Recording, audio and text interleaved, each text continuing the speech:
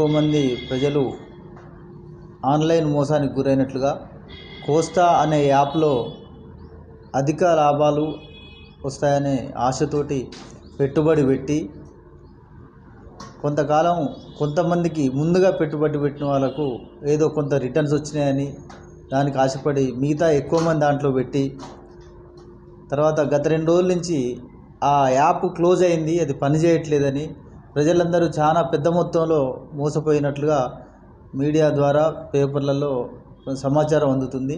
దీని మీద విచారణ జరపడం జరుగుతుంది. ప్రజలందరూ కూడా అప్రమత్తంగా ఉండాలి. డబ్బులు ఎవరికి సులభంగా రావు. అధిక వడ్డీలకు అత్యాశకు పోతే మోసానికి గురయ్యే అవకాశం ఉంటుంది. ఎట్టి పరిస్థితుల్లో కూడా ఎవరు కూడా అట్లా మోసానికి గురి కాకుండా ఉండాలి. అందరూ అప్రమత్తంగా ఉండాలి, జాగ్రత్తలు తీసుకోవాలి. ఒకవేళ మిమ్మల్ని ఎవరన్నా పలానా దాంట్లో పెట్టుబడి పెట్టండి అని చెప్పినట్లయితే, మిమ్మల్ని మోసపుచ్చినట్టుగా డైరెక్ట్గా ఏమైనా సమాచారం ఉన్నట్లయితే మా దృష్టికి తీసుకురండి. వెంటనే వారి మీద చట్ట ప్రకారం కఠిన చర్యలు తీసుకోబడతాయి. ఎవరు ప్రలోభ పెట్టినా కానీ అట్ట వ్యక్తుల్ని సహించేది లేదు, వాళ్ళ మీద చర్యలు తీసుకుంటాం. అదేవిధంగా వాట్సాప్లో వచ్చినటువంటి లింకులు, సోషల్ మీడియాలో కనిపించేటటువంటి అత్యాశకు సంబంధించినటువంటి ప్రకటనలను ఎవరు నమ్మకండి.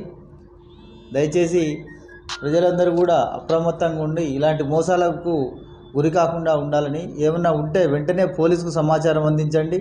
మీ యొక్క డబ్బులు కనుక ఏమైనా పోయినట్లయితే ఇమీడియట్గా 1930 cyber crime help line number 1930కు కంప్లైంట్ చేసినట్లయితే మీ యొక్క డబ్బులు మళ్ళీ తిరిగి వాపసు తెప్పించే విధంగా కూడా ప్రయత్నించడం జరుగుతుంది.